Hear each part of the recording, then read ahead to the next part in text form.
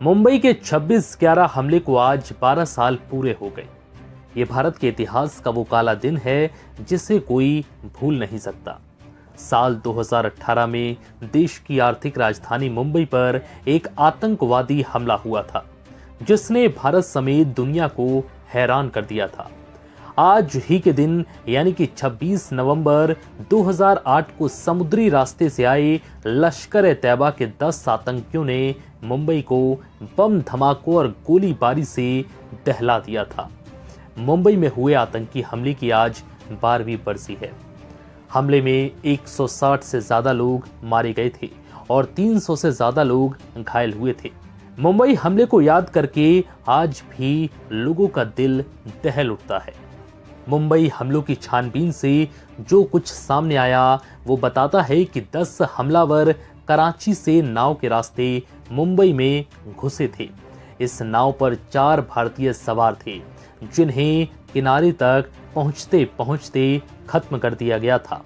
रात के तकरीबन 8 बजे थे जब ये हमलावर कोलाबा के पास कफ परेड के मछली बाजार में उतरे। वहां से वो 4 ग्रुपों में बंट गए और टैक्सी को लेकर अपनी मंजिलों का रुख किया।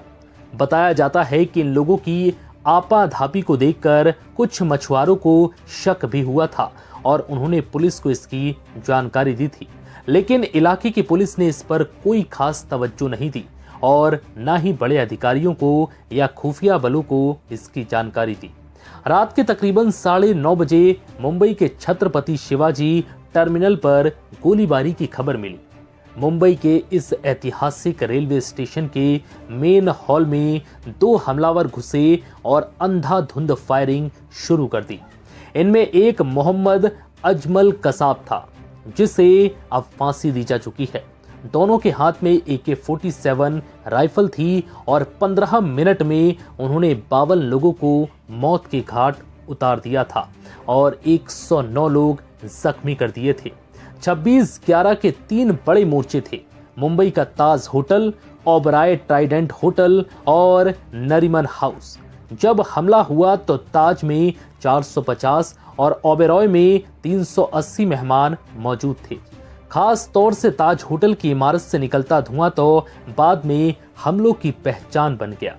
हमलों की अगली सुबह यानी कि 27 नवंबर को खबर आई कि ताज से सभी बंधकों को छुड़ा लिया गया है, लेकिन जैसे जैसे दिन चढ़ा तो पता चला कि हमलावरों ने कुछ और लोगों को अभी बंधक बना रखा है, जिनमें कई विदेशी भी शामिल हैं।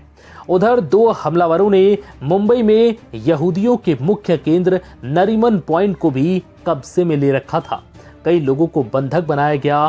फिर NSG के कमांडोज ने नरीमन हाउस पर धावा बोला और घंटों चली लड़ाई के बाद हमलावरों का सफाया किया गया, लेकिन एक NSG कमांडो की जान भी चली गई। 29 नवंबर की सुबह तक 9 हमलावरों का सफाया हो चुका था और अजमल कसाब के तौर पर एक हमलावर पुलिस की गिरफ्त में था। स्थिति पूरी तरह से नियंत्रण में आ चुकी थी, लेकिन तब तक लगभग 160 से ज्यादा लोगों की जान जा चुकी थी। आज इसी हमले को 12 साल पूरे हो गए। फिलहाल इस वीडियो में इतना ही। नमस्कार।